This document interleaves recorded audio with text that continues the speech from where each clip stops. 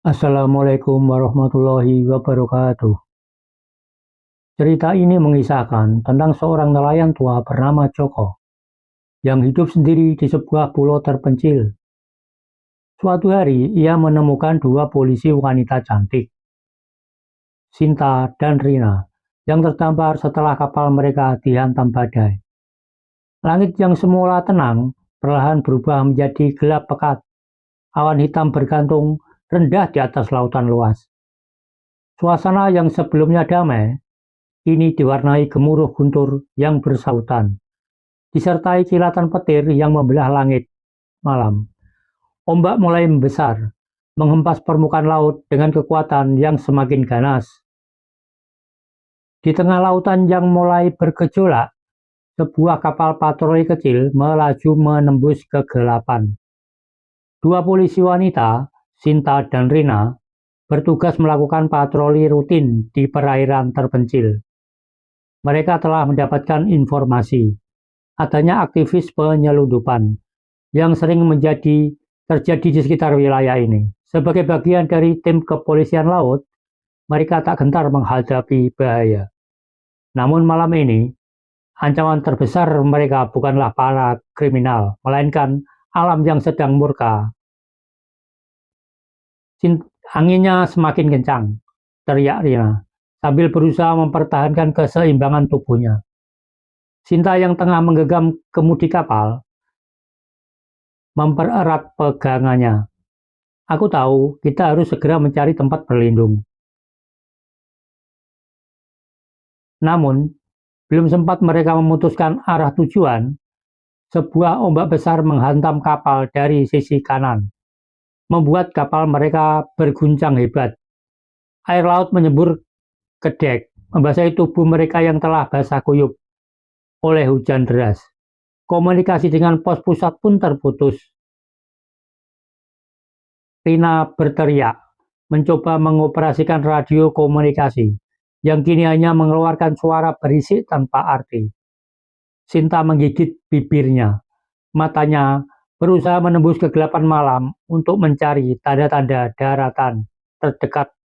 Namun, yang terlihat hanyalah kegelapan yang pekat, seolah-olah lautan telah berubah menjadi jurang tanpa dasar. Ombak datang lagi. Pegang sesuatu, teriak Sinta. Sebuah gelombang raksasa kembali, menerjang kapal dengan dahsyat, membuat kapal miring hampir 45 derajat. Pegangan tangan Rina terpleset, tubuhnya terhempas ke sisi kapal. Sinta, teriaknya panik. Sinta mencoba meraih tangan Rina, namun kapal kembali bergetar hebat. Sebelum Sinta bisa berbuat sesuatu, gelombang terbesar malam itu datang menerjang mereka. Dalam sekejap, kapal terbalik sepenuhnya. Mereka terlempar ke laut. Air laut yang dingin menembus pakaian mereka, seolah-olah menusuk tulang. Dalam kepanikan, Sinta mencoba berenang ke permukaan. Matanya mencari-cari Rina yang juga terjebak dalam kekacauan. Ini Rina, di mana kau? Teriaknya di tengah kegelapan. Namun suaranya tertelan oleh ombak. Sinta berusaha bertahan di permukaan, tetapi arus yang begitu kuat menariknya lebih jauh.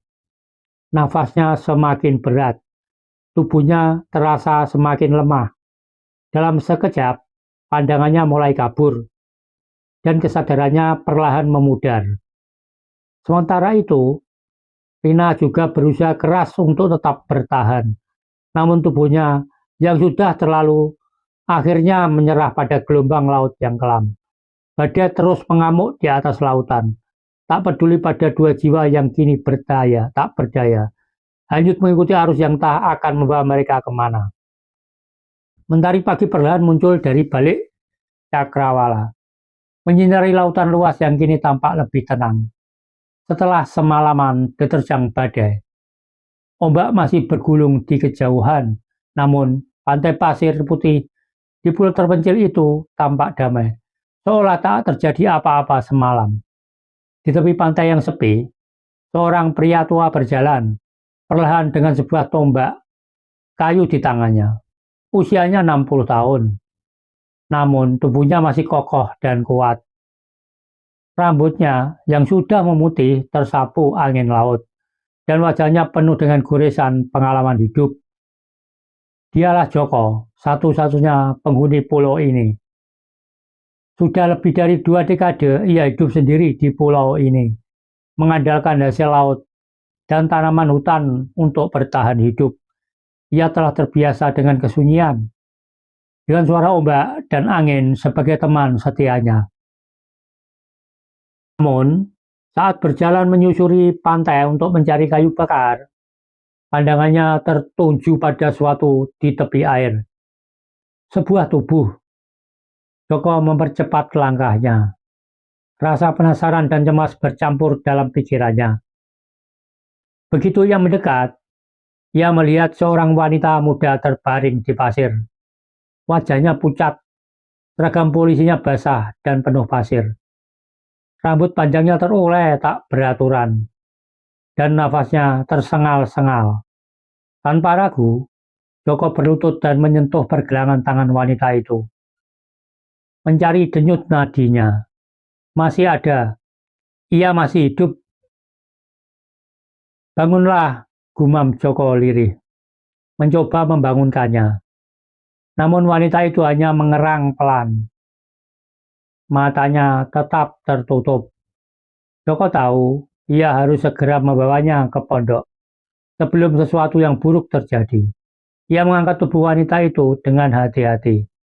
Meski usianya sudah lanjut, tubuhnya masih cukup kuat untuk membawa beban seorang wanita muda. Namun sebelum ia sempat melangkah jauh, matanya menangkap sesuatu lagi di kejauhan. Satu tubuh lagi. Seorang wanita juga tergeletak lebih jauh di pinggir pantai. Wajahnya tertutupi rambut basah yang berantakan. Joko terkejut. Ada 2 orang. Dengan langkah tergesa, ia menurunkan sebentar wanita pertama di atas pasir yang lebih kering, lalu bergegas menghampiri wanita kedua. Dan saat ia menyibak rambutnya, ia melihat wajah yang juga cantik. Tapi luka penuh goresan akibat hantaman ombak dan mungkin batu karang. Dua-duanya polisi. Apa yang terjadi pada mereka? Gumam Joko bingung. Ia tak punya waktu untuk mencari jawaban. Kedua wanita ini butuh pertolongan segera. Dengan susah payah, Joko mengangkat wanita kedua ke pundaknya. Meski tubuhnya kuat, usia tetap membebani sendi-sendinya. Namun ia tak peduli. Dengan tekad penuh ia membawa kedua wanita itu menuju pondoknya, menembus hutan kecil yang mengelilingi pantai. Setelah beberapa menit berjalan, Joko akhirnya tiba di pondok kayunya yang sederhana. Bangunan itu tak besar, hanya terdiri dari satu ruangan luas dengan dapur kecil di sudutnya. Joko meletakkan kedua wanita itu di atas tikar yang terbuat dari anyaman daun kelapa, lalu segera mengambil air segar dari kendi untuk membasuh wajah mereka. "Duk, bangunlah Duk," bisiknya lagi. Sambil menepuk pelan pipi salah satu dari mereka, wanita pertama, yang tak lain adalah Sinta, mengerang pelan dan kelopak matanya mulai bergerak perlahan. Matanya terbuka, dan tatapannya langsung bertemu dengan wajah Joko yang berkeriput namun penuh wibawa. "Di mana aku?" Suaranya serak dan lemah. "Kamu selamat, Duk. Aku yang menemukanmu di pantai," jawab Joko lembut. Sinta mencoba menggerakkan tubuhnya, tapi rasa sakit yang dia rasakan, tangannya penuh goresan, kakinya terasa nyeri, dan kepalanya berdenyut hebat. Rina tiba-tiba ia tersadar dan mencoba bangkit dengan panik. Joko menahan baunya dengan lembut. "Tenang, temanmu ada di sini. Dia masih pingsan, tapi dia selamat." Sinta menoleh dan melihat Rina yang masih terbaring tak sadarkan diri di sampingnya. Hati kecilnya merasa lega, tapi kecemasan masih menyelimuti pikirannya. Joko berdiri dan berjalan menuju dapur yang sederhana. Ia mulai menyiapkan ramuan dari tumbuhan hutan. Ini ia gunakan untuk mengobati dirinya sendiri. Kakek, siapa kakek sebenarnya? Tanya Sinta lemah. Joko tersenyum kecil sambil menunduk dedaunan hijau dalam sebuah wadah kayu. Namaku Joko. Aku sudah lama tinggal sendiri di pulau ini. Dan sekarang sepertinya aku tak sadar lagi. Sinta menatap pria tua itu dengan perasaan campur aduk. Ia tak tahu bagaimana nasibnya setelah ini. Tapi satu hal yang pasti, ia dan Rina kini berada di tangan pria yang telah menyelamatkan mereka dari maut. Di luar, angin laut berembus, lembut membawa ketenangan setelah malam yang penuh bencana. Namun Siska, Sinta, dan Rina belum tahu pertemuan mereka dengan Joko akan mengubah hidup mereka selamanya. Di dalam pondok kayu yang sederhana, aroma dedaunan tumbuk bercampur dengan asap kayu bakar memenuhi ruangan. Cahaya matahari pagi menembus sela-sela dinding bambu, menciptakan suasana hangat di dalam rumah kecil itu. Sinta masih terbaring lemas di atas tikar, mencoba memahami situasi yang sedang terjadi. Rina yang berada di sampingnya masih belum sadarkan diri. Wajahnya terlihat pucat dibanding semalam. Dengan luka goresan di pelipisnya yang mengering, terkena udara laut. Di sudut ruangan, Joko tengah sibuk meracik obat tradisional dari tumbuhan yang ia ambil dari hutan. Dengan telaten, ia mencampurkan daun-daunan yang telah ia tumbuk ke dalam mangkok kayu, lalu menuangkan air hangat ke dalamnya. Matanya yang sudah keriput tetap tajam saat mengamati hasil racikannya. Sinta mencoba bangkit, tetapi tubuhnya masih terasa lemah. Ia mengerang pelan, menarik perhatian Joko. Jangan memaksakan diri. Indo, kamu masih lemah, kata Joko sambil berjalan mendekat, membawa ramuan yang telah selesai dibuatnya. Aku di mana? Tanya Sinta dengan suara pelan. Kamu di pondokku, Nduk. Aku menemukanmu dan temanmu di pantai pagi tadi. Sekarang kalian aman, jawab Joko meletakkan mangkok kayu itu di sampingnya. Sinta menatap pria tua itu dengan rasa terima kasih yang mendalam. Meski terlihat kasar dengan janggut putihnya yang tebal, Joko memiliki sorot mata yang lembut. Apa ini, tanya Sinta ketika Joko menyodorkan mangkok kayu berisi cairan hijau kental yang mengeluarkan aroma kuat. Ramuan herbal.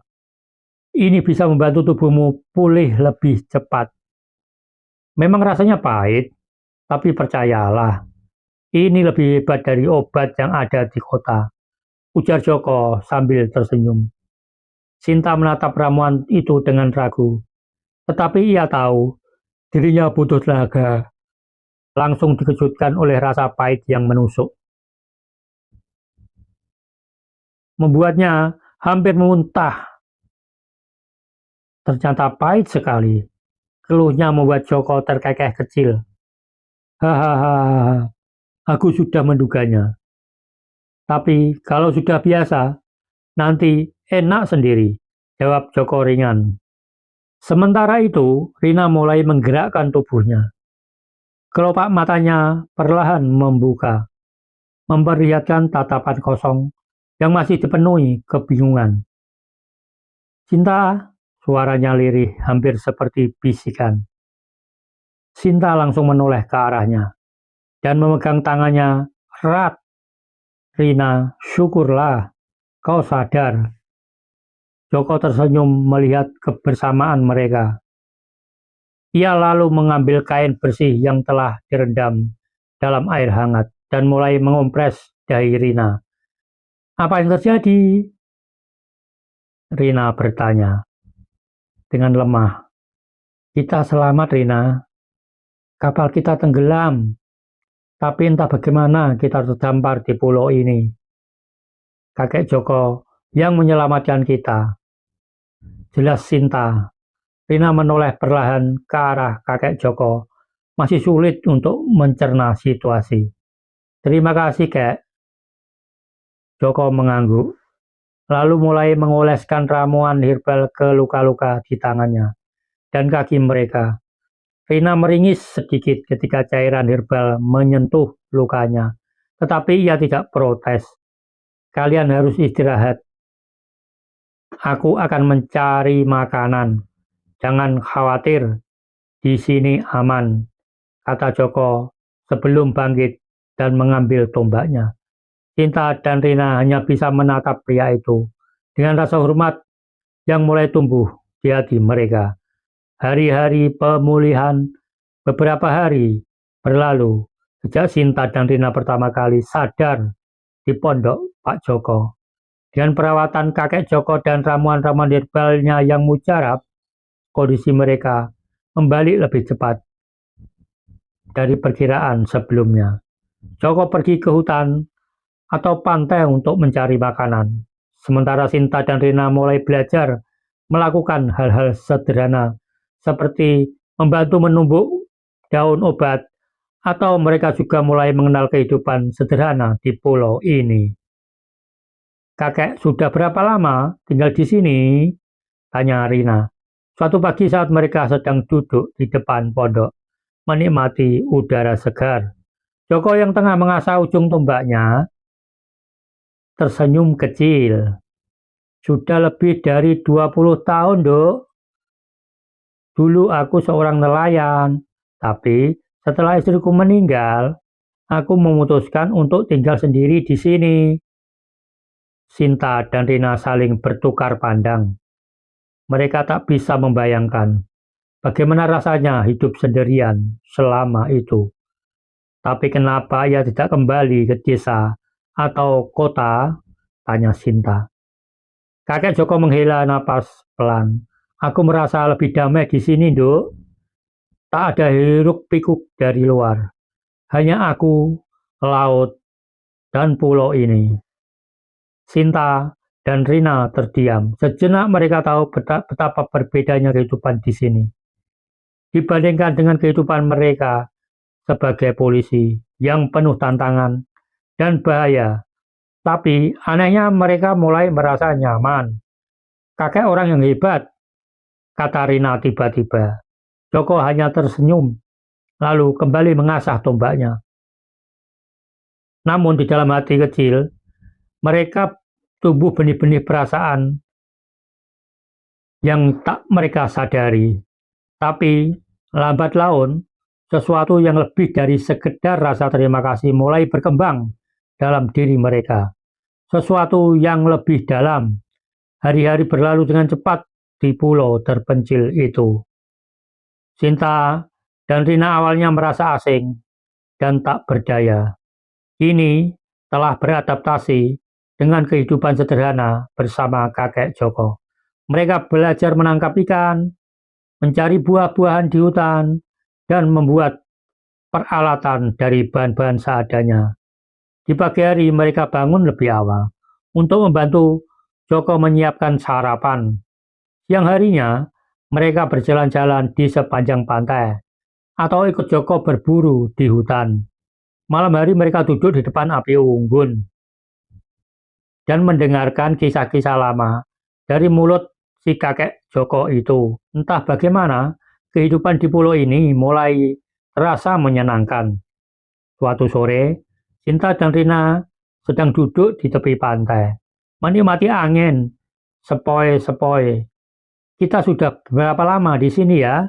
Tanya Rina, sambil menggambar garis-garis di pasir dengan jarinya.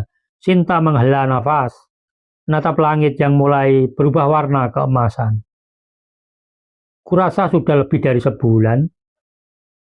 Rina mengangguk pelan. Aneh ya. Dulu aku selalu ingin kembali ke kota. Tapi sekarang rasanya aku tidak yakin ingin pergi. Sinta menoleh. menatap sahabatnya dengan pandangan yang aneh.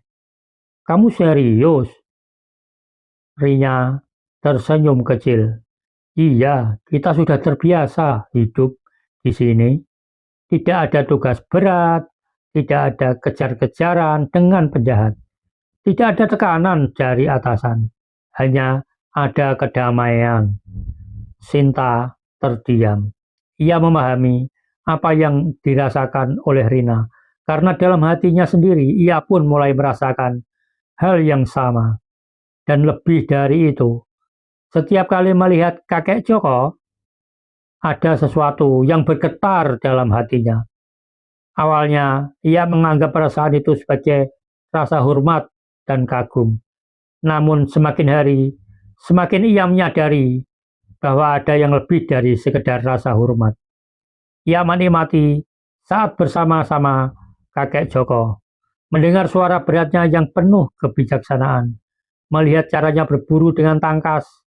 Bahkan ketika ia hanya duduk diam menemaninya, perasaan itu semakin tumbuh, tak bisa dibendung.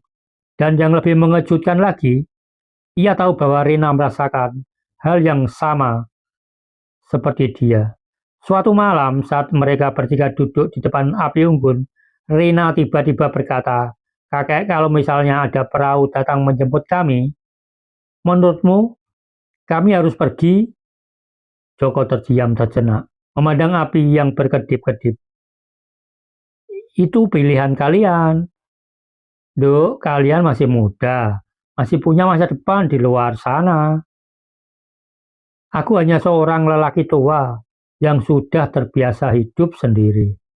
Cinta dan Rina saling bertukar pandang. "Tapi, bagaimana kalau kami ingin menetap di sini?" tanya Sinta akhirnya. Joko menatap mereka dengan pandangan bingung. "Kenapa kalian ingin tinggal? Bukankah lebih baik kembali ke kehidupan kalian?" Sinta menggigit bibirnya, merasa jantungnya berdegup lebih cepat. Ia ingin mengatakan sesuatu tapi bibirnya terasa berat. Rina yang lebih berani akhirnya berkata dengan jujur, "Karena kami mencintaimu, kakek." Joko tersentak, matanya yang tua membelalak. Tak percaya dengan apa yang baru saja mereka ucapkan. "Apa maksudmu?" "Duh," Rina tersenyum malu. Sementara Sinta ikut menunduk dengan wajah memerah. "Kami berdua, kami jatuh cinta pada kakek," lanjut Rina. Kakek Joko terdiam lama. Angin laut berhembus lembut membawa suara ombak yang berdebur di kejauhan. Aku hanya seorang kakek, Dok. Kalian bisa mendapatkan laki-laki yang lebih muda, yang lebih pantas buat kalian," kata kakek Joko dengan suara parau. "Tidak, kek," saut Sinta dengan lembut. Ia memberanikan diri untuk menggenggam tangan kakek Joko. "Kami memilihmu, kek. Kami mencintaimu, bukan karena usia atau fisik, tapi karena kebaikanmu, kek. Dan kerendahan hati kakek, kami merasa nyaman tinggal di sini." Joko menatap kedua wanita muda itu, matanya berkaca-kaca. Ia tak pernah membayangkan dalam hidupnya yang sepi, ada seorang yang akan mencintainya lagi. Terlebih lagi, dua orang sekaligus. Dalam diam, ia menyadari bahwa ia juga telah menyayangi mereka. Tidak hanya sebagai tamu yang ia selamatkan, tapi juga sebagai perempuan yang mengisi hari-harinya dengan kebahagiaan yang dulu telah hilang dari hidupnya. Dan malam itu, di bawah bintang-bintang, tanpa banyak kata-kata, mereka menyerahkan hati mereka satu sama lain. Cinta yang tak terduga, namun begitu dalam. Cinta yang lahir di pulau yang terpencil, jauh dari hiruk-pikuk orang di luar. Cinta yang akan bawa mereka ke babak baru dalam hidup mereka. Waktu terus berlalu. Di pulau kecil yang terpencil itu, hari-hari yang awalnya terasa asing bagi Sinta dan Rina ini telah menjadi bagian dari kehidupan mereka. Mereka tidak lagi memikirkan kota, tugas-tugas kepolisian, atau kehidupan lama mereka yang penuh tekanan. Kini mereka hanya fokus pada satu hal, menjalani hidup bersama kakek Joko, pria tua yang telah menyelamatkan mereka, mengajarkan mereka arti ketenangan, dan pada akhirnya menjadi lelaki yang mereka cintai. Setelah mengungkapkan perasaan mereka kepada kakek Joko, kehidupan di pulau itu berubah. Hubungan mereka bertiga semakin erat. Tidak ada lagi batasan canggung. Setiap pagi, mereka bertiga bekerja sama untuk memenuhi kebutuhan sehari-hari. Sinta dan Rina kini semakin terampil dalam menangkap ikan, menanam ubi, dan bahkan membuat peralatan sederhana dari kayu dan lain-lain. Joko tersenyum melihat mereka bekerja dengan penuh semangat. Siapa sangka dua polisi cantik ini bisa berubah menjadi wanita desa yang rajin. Tandanya suatu sore, Sinta hanya tertawa kecil. Jangan salah kakek, ini hanya karena kami punya guru yang hebat. Rina sedang menganyam daun kelapa, ikut tertawa kecil. Dan karena ada seorang yang membuat kami ingin bertahan, mereka saling berpandangan, tersenyum penuh arti. Malam-malam mereka semakin hangat dengan canda tawa dan percakapan yang panjang di depan api unggun. Tidak ada rasa canggung, tidak ada rasa penyesalan, hanya ada kebahagiaan dan cinta yang tumbuh semakin dalam. Suatu pagi, ketika Joko sedang berada di hutan mencari kayu bakar, Sinta duduk di depan pondok dengan wajah sedikit pucat. Rina yang baru saja kembali dari mengambil air dari mata air, memperhatikannya dengan cemas. Kamu kenapa, Sinta?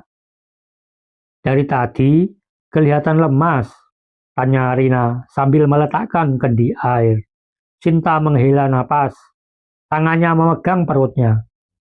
Aku merasa aneh, Rin. Perutku mulai sejak tadi pagi.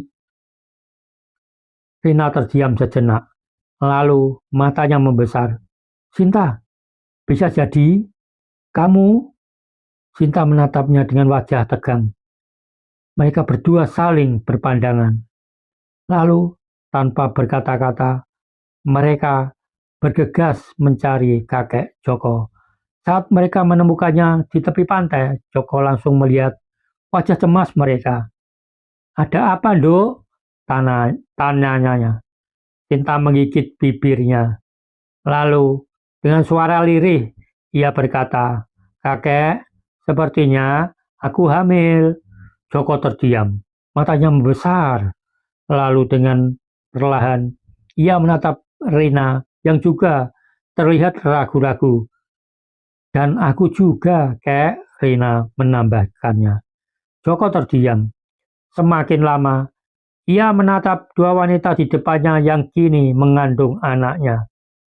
Ada keharuan yang begitu besar dalam hatinya. Sesuatu yang tidak pernah ia bayangkan sebelumnya. Tuhan, bisiknya, matanya mulai berkaca-kaca. Aku akan menjadi ayah lagi.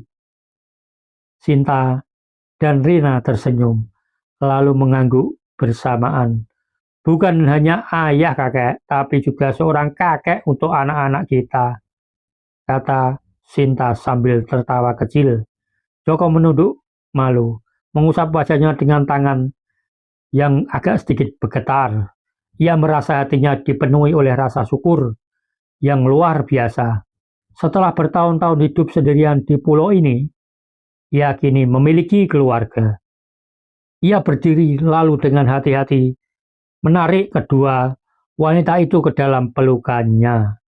Terima kasih, Duk. Terima kasih telah membawa kebahagiaan ini ke dalam hidupku.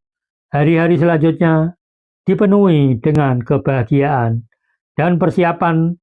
Joko semakin perhatian pada kedua wanita itu. dan tidak terlalu lelah, agar Sinta dan Rina tidak bekerja terlalu berat. Pria tua itu tidak hanya sebagai penyelamat mereka, tapi juga pasangan hidup yang begitu mereka hormati dan kagumi. Ketika bulan demi bulan berlalu, perut mereka semakin membesar. Rina yang biasanya penuh semangat mulai lebih banyak istirahat. Sementara Sinta masih suka berjalan-jalan di tepi pantai, menikmati laut. Kayak menurutmu anak kita seperti apa ya? Tanya Rina suatu sore.